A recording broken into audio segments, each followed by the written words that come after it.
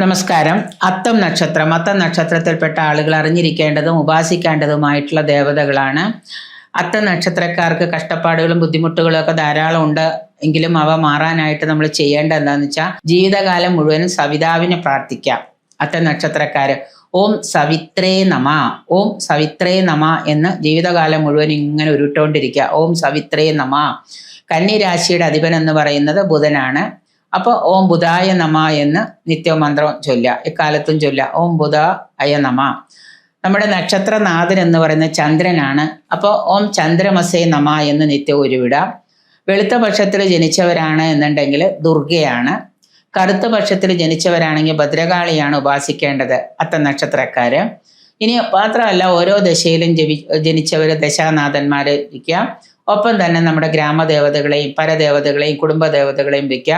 കുടുംബദേവതകളും പരദേവതകളും ഒന്നും അറിയില്ല എങ്കിൽ ഗുരുവായൂരപ്പനെ ഭജിക്കാം. ബുധന്റെ അധിഷ്ഠാന ദേവത അവതാര വിഷ്ണുവാണ്. ബുധന്റെ അധിഷ്ഠാന ദേവത എന്ന് പറഞ്ഞ അവതാര വിഷ്ണുവാണ്. അപ്പോൾ ഈ അവതാര വിഷ്ണുവിന് രാമ കൃഷ്ണാദികളിൽ ഒരു മൂർത്തിയെ ഉപാസിക്കുന്നത്, ശ്രീരാമമൂർത്തികളിൽ ഒരാൾ ഉപാസിക്കുന്നത് നല്ല ഫലങ്ങൾക്ക് കാരണമാവും. ഓം ശ്രീരാമായ നമ എന്ന മന്ത്രമോ ഓം ശ്രീകൃഷ്ണായ നമ എന്ന മന്ത്രമോ നിങ്ങൾക്ക് ഇഷ്ടമുള്ളത് കൈക്കൊള്ളാം. എന്നിട്ട് നിങ്ങൾ ജപിച്ചോളാം. 1008 രൂപ ജപിച്ചാൽ വളരെ നല്ലതാണ്. അതോടൊപ്പം തന്നെ നിങ്ങൾക്ക് എന്താണ് വേണ്ടതെന്ന് സംശയം ഉണ്ടെങ്കിൽ നിങ്ങളുടെ ജാതകവും കൂടെ പരിശോധിക്കാം. ഓം ശ്രീകൃഷ്ണായ നമ അല്ലെങ്കിൽ ഓം ശ്രീരാമായ നമ ഈ മന്ത്രങ്ങളൊക്കെ ജപിക്കുന്നതിനോടൊപ്പം തന്നെ നിങ്ങളുടെ ദശാകാലം ഏതാണെന്ന് കൂടെ നോക്കുക. ആ ദശാകാലത്തിനനുസരിച്ചുള്ള പരിഹാരങ്ങളും കൂടെ ചെയ്യാം.